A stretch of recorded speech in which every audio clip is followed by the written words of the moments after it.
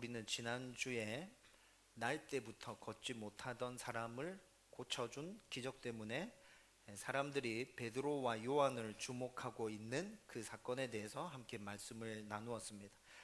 엄청난 기적 앞에서 사람들의 이런 반응은 지금 우리 가운데서도 일어나고 있는 일들이며 또 충분히 이해가 되는 일들입니다. 엄청난 기적을 봤는데 그 사람에게 집중하지 않고 그냥 이렇게 지나칠 수 있는 사람은 몇 안 될 겁니다. 그렇지만 이런 상황이 이해된다 하더라도 집중해야 될 분에게 집중하지 않고 잘못된 곳에 집중하고 있다면 우리는 그냥 가만히 있어서는 안 됩니다. 베드로와 요한은 자신들을 주목하는 사람들에게 이 일을 일으킨 장본인이 누구인지 설명해 주고 있죠. 그러면서 사실의 바탕을 두고 회개를 수반하는 정확한 복음을 선포함으로 예수님을 믿을 것을 촉구하고 있습니다. 베드로와 요한이 선포한 복음을 잘 살펴보면 이들에게 엄청난 담대함과 지혜가 넘쳐나고 있음을 확인할 수 있습니다. 여러분, 이들에게 왜 이런 일들이 일어나고 있죠? 이들이 왜 이렇게 되었을까요? 이들은 자신들의 선포처럼 사람들을 주목한 것이 아니라 예수님께 주목하고 있기 때문에 이들이 이렇게 담대하게 되어졌고 지혜롭게 되어진 거죠. 이들은 예수님께 온전히 주목했기 때문에 이스라엘 백성들의 잘못과 그들이 인정하기 싫어하는 사실까지도 담대하게 말할 수 있었습니다.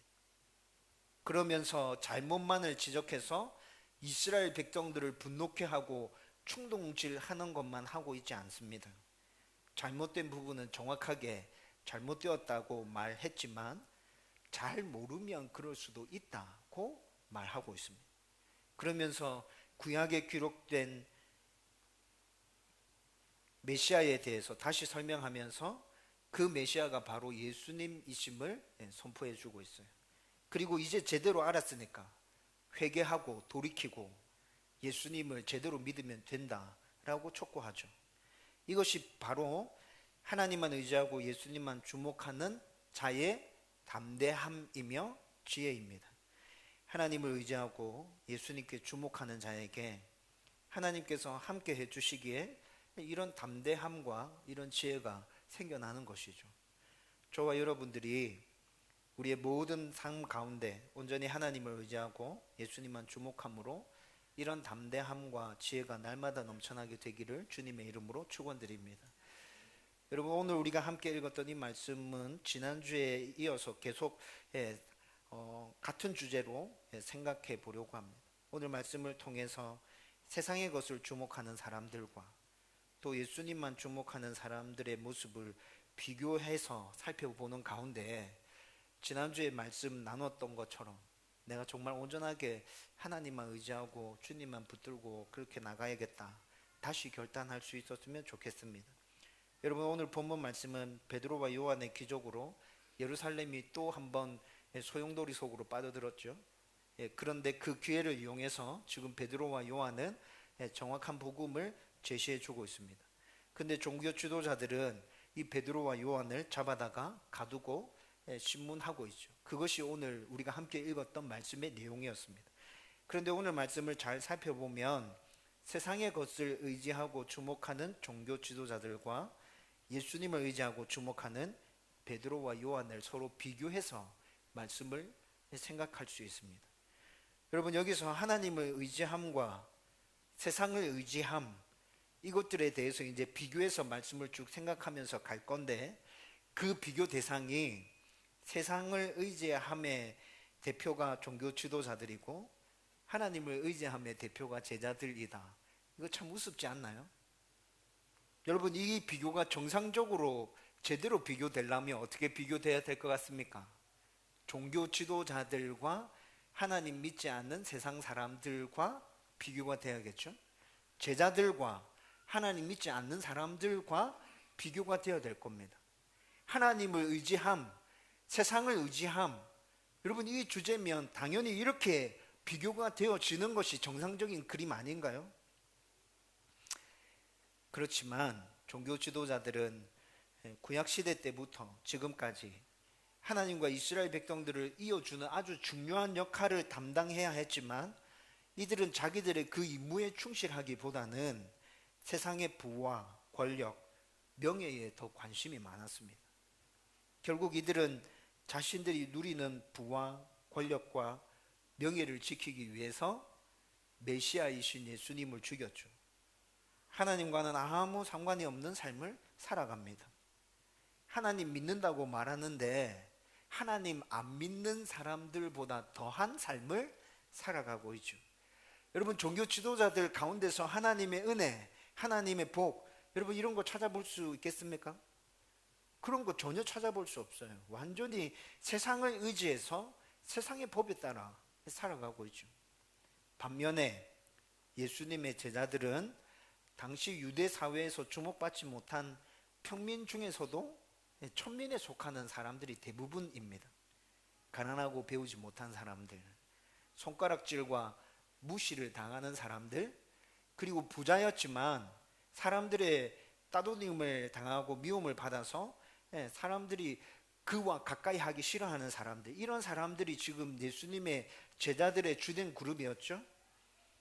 그런데 이들이 예수님의 제자가 되고 예수님으로부터 직접 가르침을 받고 또 예수님의 죽음과 부활을 경험하고 오순절 성령 강림 사건까지 일어나고 난 후에 완전히 하나님과 예수님을 주목하는 사람으로 변화되어졌습니다.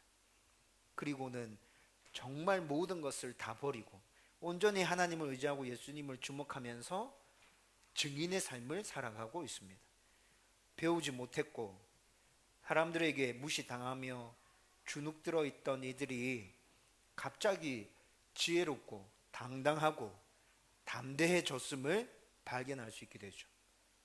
여러분, 오늘 본문은 이렇게 온전한 하나님을 의지하는 자들과 예수님을 주목하는 자들, 세상을 주목하고 있는 자들 잘 비교해 볼 수 있게 말씀이 그렇게 전개되어지고 있습니다.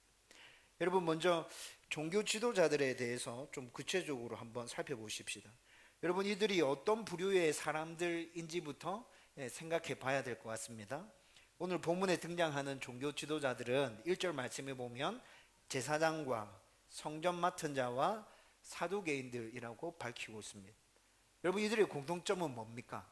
이들의 공통점은 종교의 테두리 안에서 부와 권력을 누리는 것과 그리고 또 죽은 자의 부활을 받아들이지 않는다는 것, 그것이 이들의 공통점입니다. 5절 말씀에 보면 베드로와 요한의 재판을 위해서 관리들과 장로들과 서기관들이 예루살렘에 모였다고 했죠.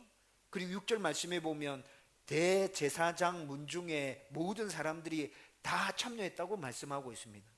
여러분, 이게 무슨 말입니까? 이 말은 유대인들의 최고 재판과 의결 기구인 산헤드린 공회가 모였다는 것입니다.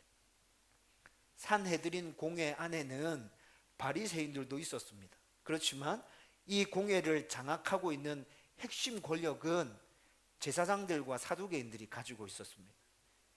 그리고 이 그룹 제사장과 사두개인들이 싫어하는 게 구체적으로 뭔지 2절 말씀에 구체적으로 언급해 주고 있습니다. 2절 말씀 같이 읽어보십시다. 다 같이 읽습니다. 시작. 예수 안에 죽은 자의 부활이 있다고 백성을 가르치고 전함을 싫어하며. 여러분, 2절 말씀에 이들이 싫어하는 것이 구체적으로 두 가지가 딱 나타나고 있거든요. 첫 번째는 사도들이 사람들을 가르치는 것을 싫어했습니다. 여러분, 이 당시에 가르칠 수 있는 사람, 가르칠 수 있는 자격이 부여된 사람, 그 사람은 바로 종교 지도자들과 랍비들이었습니다. 여러분, 이것은 성문화되어 있었던 건 아닙니다. 문서로 기록되어져 있는 건 아닌데요, 그냥 일반적으로 당시 사회의 분위기가, 전체적으로 받아들여지는 그 분위기가 종교 지도자들과 랍비들만 가르침을 행할 수 있는 것으로 받아들여졌습니다.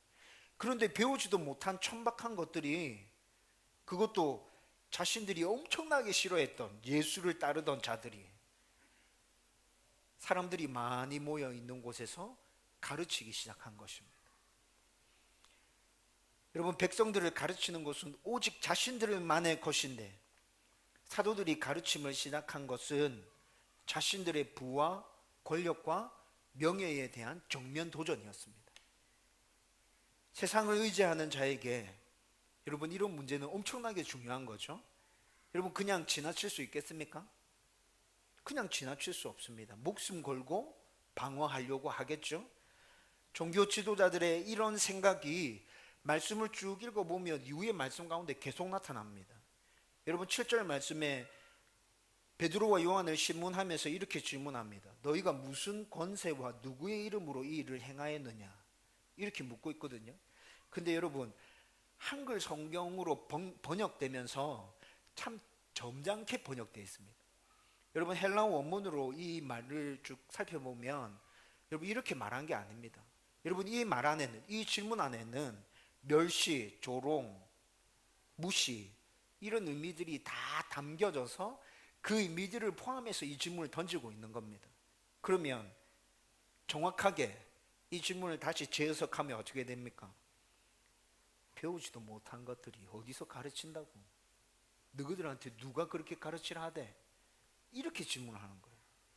여러분 이 질문 안에 벌써 그들의 교만함, 그들의 목이 곧음 느껴지지 않나요? 여러분 18절 말씀에서 또 나타납니다. 도무지 예수의 이름으로 말하지도 말고 가르치지도 말라고 경고하고 베드로와 요한을 내쫓거든요. 그런데 여러분 이 말씀 안에도 가르치지 말라 이 말씀 안에도 배우지도 못한 너희들이 뭘 가르치기는 가르쳐. 그냥 입 다물고 조용히 있어. 이런 의미를 담아서 지금 이렇게 얘기하고 있는 거라고. 여러분 이 말 안에도 지금 베드로와 요한에 대한 멸시, 무시, 조롱 이런 것들이 그대로 고스란히 다 담겨져 있는 거죠. 가르침의 영역은 오로지 자기들의 것임을 지금 선언하고 있는 겁니다. 건드리지 마라. 이거 넘어오면 너희들 끝장난다 진짜. 이런 선전포고를 하고 있는 거죠. 여러분 그런데 종교 지도자들의 이런 모습 안에서 제가 좀 전에도 말씀드렸지만 교만함을 발견하게 됩니다. 여러분 앞서 제가 말씀드린 대로 이 당시 가르침을 베풀 수 있는 자격을 가진 사람들은 종교 지도자들과 랍비로 그렇게 인식되어지고 있었습니다. 그런데 성문화된 건 아니라 그랬죠. 여러분 이런 상황 가운데서 종교 지도자들이 가르침의 권위를 제대로 인정받으려고 하면 어떻게 해야 될 것 같습니까? 내가 진짜 종교 지도자인데 내가 진짜 가르침의 권위를 인정받고 싶다. 백성들이 나를 그렇게 봐주면 좋겠다. 여러분 그러면 자기는 뭐 어떻게 해야 돼요? 잘 가르쳐야죠. 첫 번째, 제대로 잘 가르쳐야 됩니다. 두 번째, 인품이 뛰어나서 사람들을 다 품어내줄 수 있어야죠. 그러면 자연스럽게 백성들은 그 사람을 가르치는 선생으로 인정하게 될 겁니다. 존경하게 될 겁니다. 여러분 이 원리는 성문화되어져 있는 가르침의 자격을 가지고 있는 사람이라 하더라도 똑같은 거죠. 여러분 이렇게 제대로 가르치고 인품이나 영성이나 실력이 제대로 갖춰져 있다면 여러분 그 사람은 당연히 모든 사람들이 다 존경하게 되는 것 아닙니까? 그런데 종교 지도자들 가운데서 이런 모습을 느낄 수 있습니까? 전혀 느낄 수 없습니다. 종교 지도자들이 제대로 가르치는 것도 아니고 그들의 인품이 뛰어난 것도 아니고 그들의 영성이 탁월한 것도 아닙니다. 아무도 그들을 가르치는 자로 인정해 주지 않습니다. 그런데 자기들만 가르치는 자라고 목에 힘을 주고 있습니다. 그 가르침에 자리를 놓아버리지 않기 위해서 목숨 걸고 싸우고 있는 거죠. 여러분 종교 지도자들의 이런 모습은 하나님을 의지함의 모습이 아닙니다. 세상을 의지함의 모습입니다. 세상에서 사람들의 무시를 당하지 않기 위해서 누가 뭐라 하든지 나는 내 거를 지켜야겠다. 지금의 내가 누리고 있는 이 부우, 지금 내가 가지고 있는 이 권력, 나의 명예, 이것들이 하나님보다도 더 우선순위에 있다. 여러분 이들이 지금 말은 하진 않지만 이렇게 고백하고 있는 거죠. 이렇게 세상의 부우, 권력, 명예를 의지하는 사람들은 여러분 이것을 빼앗기게 되면 자기들이 죽는다고 생각합니다. 그래서 무엇을 어떻게 하든지 간에, 내가 어떤 일을 저지르든지 간에 끝까지 이걸 지켜내려고 하죠. 여러분 이걸 지켜내면 사람들이 나에게 보내는 따가운 눈총, 조롱, 비판 이런 것들은 한 번에 상쇄시킬 수 있다 생각합니다. 내 힘으로, 내 부로 다 밀어버리면 되지, 이렇게 생각하는 거죠. 여러분 오늘 본문에서도 종교 지도자들의 이런 모습을 계속 발견할 수 있습니다. 여러분 먼저 13절 말씀 한번 보십시다. 13절 같이 읽겠습니다. 다 같이 읽겠습니다. 시작. 그들이 베드로와 요한이 담대하게 말함을 보고 그들을 본래 학문 없는 범인으로 알았다가 이상히 여기며 또 전에 예수와 함께 있던 줄도 알고. 아멘.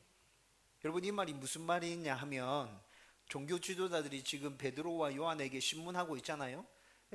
너희들한테 가르치는 권세를 누가 줬는데 배우지도 못한 것들이, 이렇게 질문을 던졌습니다. 근데 그 질문을 받은 베드로와 요한이 엄청 논리정연하게, 그 당시에는 수사하기 굉장히 중요한 학문이었습니다. 그런데 베드로가 답하고 있는 4절가량에 걸친 이 말씀들을 쭉 읽어보면 베드로가 지금 8절, 9절, 10절, 11절, 12절 이렇게 답하고 있거든요. 이 말씀들을 쭉 읽어보면 수사학적으로 굉장히 뛰어나게 말을 하고 있습니다. 완전 탁월한 웅변가인 거죠. 여러분 지금 베드로가 말하고 있는 이 답변에서 논리정연함, 그리고 증거로 제시하고 있는 구약의 성경 본문들, 이런 것들을 다 들으면서 종교 지도자들이 깜짝 놀랐습니다.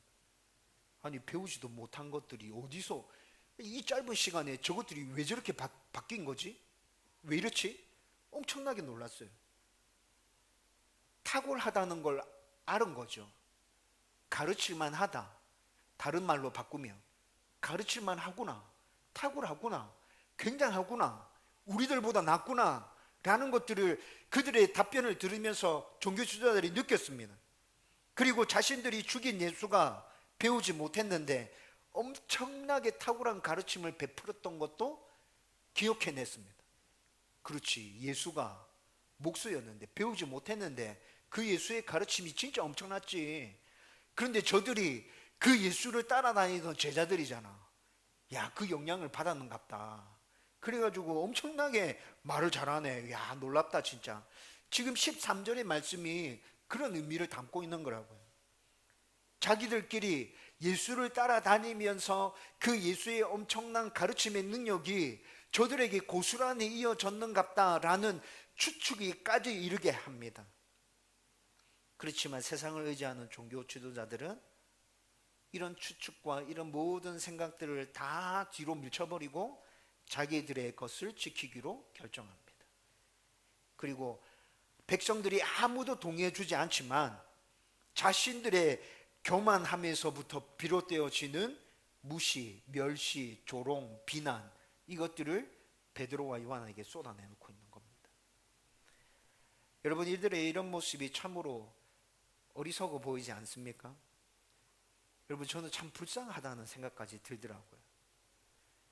여러분 그리고 이들이 이 상황을 싫어한 두 번째 이유는 예수님의 부활을 증거한다는 것입니다. 여러분 제가 앞서 말한 대로 오늘 본문에 등장하는 종교 지도자들은 죽은 자의 부활을 인정하지 않는 자들입니다. 이런 이유 때문에 부활을 받아들이는 바리새인들과도 이들은 자주 충돌했었습니다. 만약 죽은 자의 부활이 확실해진다면, 그리고 이 사실이 널리 전파되어진다면 어떻게 되겠습니까? 이들이 설 자리는 완전히 사라져 버리는 겁니다. 종교를 기반으로 해서 지금까지 꾸준하게 세력을 키워서 이제 성전 안에서 일어나는 모든 일들은 제사장이 또 그리고 관리인들이, 사두개인들이 다 장악하고 있었거든요. 여러분 그런데 예수 그리스도의 부활이 온 방방곡곡에 퍼져나가기 시작하면 자기들이 어렵게 만들어 놓은 그 모든 세력들을 다 내려놓아야 되는 거예요. 여러분 이 때문에 종교 지도자들은 베드로와 요한의 부활 증언이 싫은 겁니다. 어떻게 해서든지 막아내야 하는 것.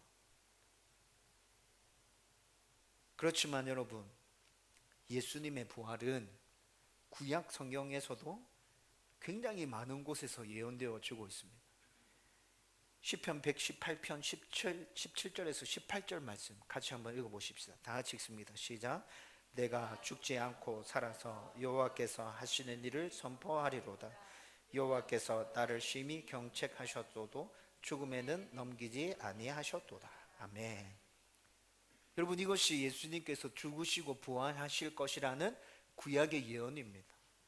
여러분, 이 예언뿐만이 아니라 이사야서를 살펴보면 예수님이 죽으시고 부활하실 거라는 예언이 엄청나게 많이 나타납니다. 여러분, 종교 지도자들이잖아요. 여러분, 이들이 구약 성경을 잘 알고 있지 않습니까? 예수님이 죽으시고 부활하실 거라는 사건을, 이 예언들을 이들이 몰랐을까요? 마태복음 28장 11절에서 15절 말씀에서는 예수님이 십자가에 달려 죽으시고 난 다음에 무덤에 장사 지내지죠. 그런데 그 무덤을 군인들로 하여금 지키게 만듭니다. 그런데 11절에서 15절 말씀 보면 예수님께서 부활하셨습니다. 군인들이 직접 목격하고 경험했죠. 그 군인들이 지금 제사장들에게 가서 예수님께서 부활하셨다고 알립니다. 이들이 어떻게 했을까요? 돈으로 군인들을 매수합니다. 그리고 거짓말하게 만듭니다. 예수의 제자들이 시체를 훔쳐갔다고 해라. 그런데 베드로와 요한이 엄청난 기적을 일으킨 후에 예수님에 대해서 말하기 시작하면서 부활하신 것이 사실이라고 선포하고 있습니다. 세상을 의지하고 있는 종교 지도자들의 기반 자체가 흔들리는 선포였습니다. 더군다나 베드로와 요한의 기적으로 걷게 된 사람까지 지금 그곳에 함께 와 있습니다. 수많은 사람들이 베드로와 요한이 일으키는 그 기적을 눈으로 목격했습니다. 나음 받은 사람도 그 자리에 함께 있습니다. 증거는 차고 넘칩니다. 이런 기적이 아니었다면 예수가 부활했다는 이 말을 사람들도 받아들이기 굉장히 힘들었을 겁니다. 그런데 베드로와 요한이 일으키는 이 엄청난 기적을 눈으로 목격한 사람들이 베드로와 요한이 예수님께서 죽으셨다가 부활하셨다고 선포하니까 믿음으로 받아들이기 시작했습니다. 여러분, 이 정도가 되면 정상적인 사람이라면 인정하고 받아들여야 되지 않습니까? 자기들이 한 일이 있잖아요. 예수님께서 부활하셨음을 목격한 군인들에게 돈 주고 자기들이 시킨 일도 있고, 구약시대 때부터 예언자들을 통해서 예언되어진 메시지도 있고, 이미 예수님께서 사역하시는 동안에 죽은 자들을 살리신 기적을 목격하기도 했고, 그런 소문을 너무 많이 들었고, 자기들이 죽였던 예수님께서 죽었다가 다시 살아나셨고, 그리고 베드로와 요한이 그 엄청난 기적을 일으키고 난 다음에 너희들이 죽인 예수님 정말 살아나셨다 그 선포하고 있다면, 여러분, 이거 빠져나갈 구멍이 없는 거 아닙니까? 그런데도 종교 지도자들은 끝까지 버팁니다. 여러분, 14절과 16절 말씀에 보면 종교 지도자들이요, 비난할 말이 없었습니다. 베드로와 요한이 이렇게 사실을, 진실을 있는 그대로 선포했는데 그것에 대해서 비난할 말이 없었어요. 16절 말씀에 보면 부인할 수 없었다고 말합니다. 그럼에도 불구하고 이들은 끝까지 버팁니다. 왜 그렇습니까? 이들이 세상을 의지하고 있기 때문입니다. 앞서 말한 것처럼 여기서 예수님의 부활을 인정해버리면 자기들이 가지고 있는 부와 명예와 권력은 다 내려놓아야 하기 때문에 목숨 걸고 지키는 거죠. 그래서 고작 이들이 하는 것은 베드로와 요한을 위협하고 17절과 21절 말씀에 나타납니다. 위협하고 풀어주는 것이 전부 다입니다. 18절 말씀 한번 같이 읽어보십시다. 다 같이 읽습니다. 시작. 그들을 불러 경고하여 도무지 예수의 이름으로 말하지도 말고 가르치지도 말라 하니. 위협하면서 이렇게 말하는 거예요. 가르치지 마라. 예수의 이름 말하지 마라. 죽는다 너가. 이렇게 막 위협하는 거죠.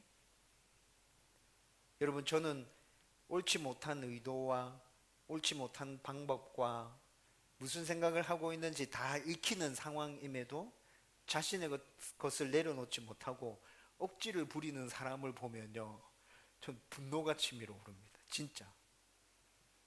여러분, 이런 사람들 만나보셨나요? 여러분, 지금 종교 지도자들이 왜 이런 말을 하고 있는지 다 보이지 않습니까? 다 보이잖아요. 이들이 왜 이렇게 하는지 다 보이잖아. 지금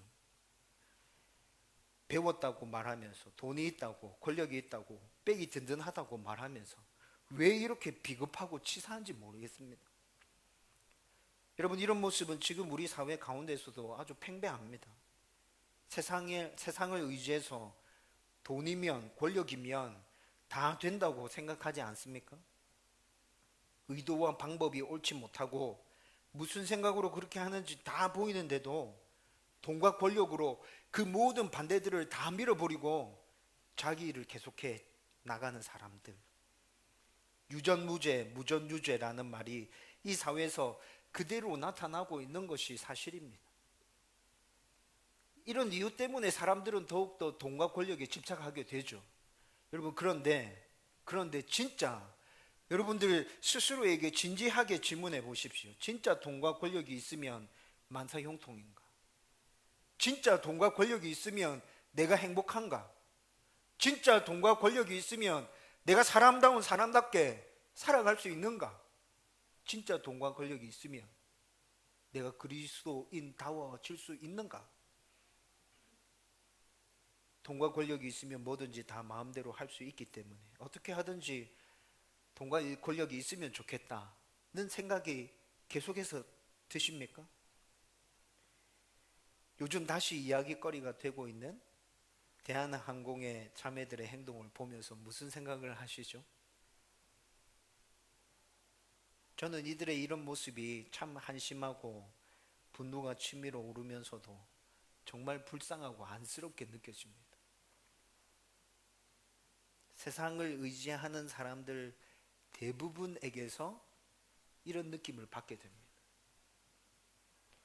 반면에 제자들의 모습은 어떠한지 이제 살펴보십시다. 하나님을 의지하고 예수님만을 주목하며 당당함으로 자신의 길을 가고 있는 모습을 발견합니다. 여러분, 앞서 말한 대로 제자들은 지금 유대인들의 최고 재판 기관인 산헤드린 공회 앞에 쟁쟁한 사람들 가운데 서 있습니다. 반원 형태로 이렇게 쭉 둘러 앉아 있는데 그 둘러 앉아 있는 사람들이 누구냐 하면요, 제사장들, 장로들, 관리인들, 지금 고위 공무원이라는 말입니다. 관리인들, 서기관들이 수십 명이 반원 형태로 쭉 둘러 앉아 있습니다. 베드로와 요한이 지금 그 가운데 서 있는 거죠. 그리고 그들이 멸시하고 조롱하고 모욕을 주면서 너희들이 왜 이렇게 했느냐고 질문하고 있습니다. 쳐다보면서 왜 그랬는지 대답해봐. 이런 식인 거죠. 여러분, 상황이 이렇게 되면 아무리 배짱이 좋은 사람이라도 두렵고 이 앞에서 기가 죽는 거 당연한 거 아닙니까? 하지만 베드로와 요한은 만물의 주인이신 하나님과 구주이신 예수님만 의지했기에 전혀 주눅든 모습이 아닙니다.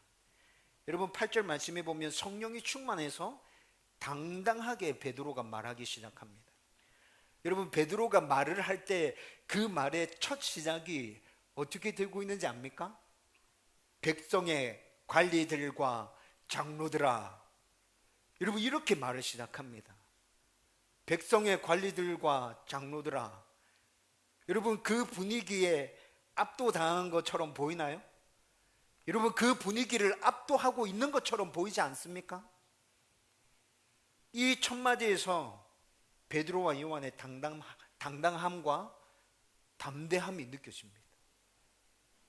그리고 12절까지 조금도 주저함 없이 그들이 죽인 예수님, 부활하신 예수님, 예수님의 능력으로 이 일이 일어났고 예수님을 믿음으로 모든 사람들이 구원받을 것이고 예수 이름 외에는 다른 구원받을 수 있는 이름 아무것도 없다고 선포합니다.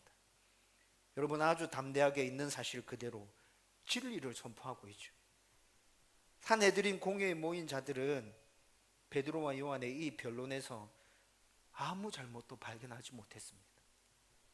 베드로와 요한이 말한 것은 모두 사실이었고 진리였기 때문에 딱히 이 사람들이 반박할 말이 없었습니다. 목숨을 걸고라도 자기들이 가지고 있는 것들을 지켜내고 싶은데 할 말이 없어지는 거죠. 그럼에도 불구하고 자기들의 이익을 지키고 싶어서 예수를 증거하지 말라고, 가르치지 말라고 위협해서 베드로와 요한을 놓아줍니다. 여러분, 하지만 하나님만을 의지하고 예수님께 주목하고 있는 베드로와 요한은 이들의 이런 위협에 더 흔들리지 않고 당당하게 자기 할 말을 분명하게 합니다. 19절 말씀 같이 읽겠습니다. 다 같이 읽읍시다. 시작. 베드로와 요한이 대답하여 이르되 하나님 앞에서 너희의 말을 듣는 것이 하나님의 말씀을 듣는 것보다 옳은가 판단하라. 우리는 보고 들은 것을 말하지 아니할 수 없다 하니. 아멘. 여러분, 이 말씀에서 베드로와 요한이 얼마나 하나님을 의지하고 있는지, 예수님을 주목하고 있는지 느껴지지 않습니까? 지금 자기들이 이렇게 재판받고 있는 이 상황, 앞으로 예수를 증언하면서 자기들 가운데 닥치게 될 그 어려움들, 그 모든 환난들, 그리고 그 이후에 죽음이 다가올 수도 있고 죽음 이후에 모든 것들까지 다 포함해서 너희들이 우리를 어떻게 한다 할지라도 나는 예수를 증언할 것이다. 나는 예수 말할 거야. 너 마음대로 해봐. 여러분, 이런 모습이 느껴지잖아요. 지금 베드로와 요한의 이런 모습은 여러분 본래 종교 지도자들 가운데 있어야 하는 모습 아닌가요? 그런데 종교 지도자들 가운데서는 이런 모습을 찾아볼 수가 없고 제자들에게서 이런 모습을 발견하게 되죠. 21절 말씀에 가보면 제자들의 이런 모습으로 인해서 많은 사람들이 하나님께 영광을 돌리고 있습니다. 그리고 제자들을 인정해 주는 거죠. 진짜 예수쟁이 맞다. 진짜 예수쟁이다. 저들이 하는 말과 저들이 행동하고 있는 모습을 보니까 저들이 말하는 예수가 진짜고 저들과 함께 있는 그 하나님이 참 하나님이 맞구나. 여러분, 21절에 보면 사람들이 그렇게 인정해 줘요. 여러분, 이제 말씀을 정리하려고 합니다.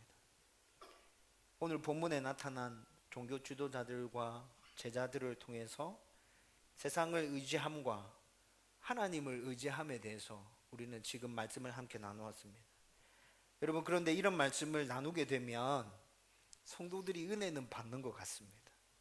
그런데 지금 이 세상에서의 삶에서는 적용할 수 없어요 라고 답하는 것 같이 느껴집니다. 하나님을 의지하고 예수님께 주목하는 것은 내가 해볼 것 다 해보고 난 다음에 일이 잘 안 풀리면 그때 가서 한번 해보겠습니다 라고 답하는 것 같습니다. 세상의 방법이 아니라 하나님을 의지하고 하나님의 방법대로 살아갈 때 많은 사람들이 멍청이라고 말합니다. 세상 물정 모른다, 멍청하다, 바보네.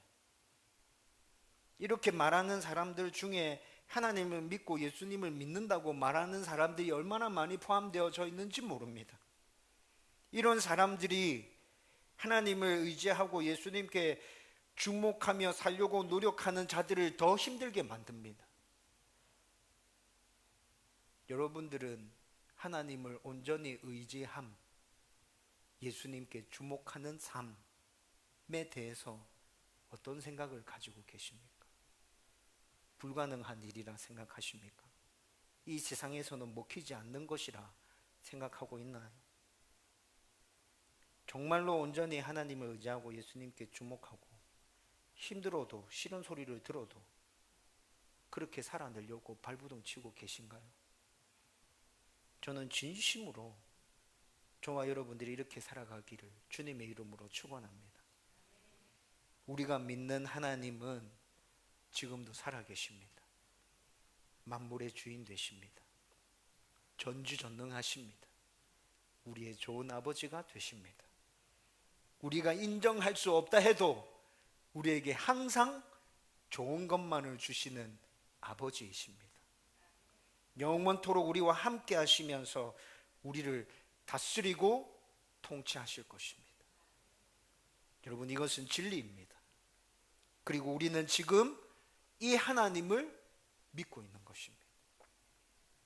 이 하나님을 붙들고 하나님을 의지하고 예수님께 주목하는 자는 성경에서 약속하고 있는 은혜와 복을 누리게 될 것입니다.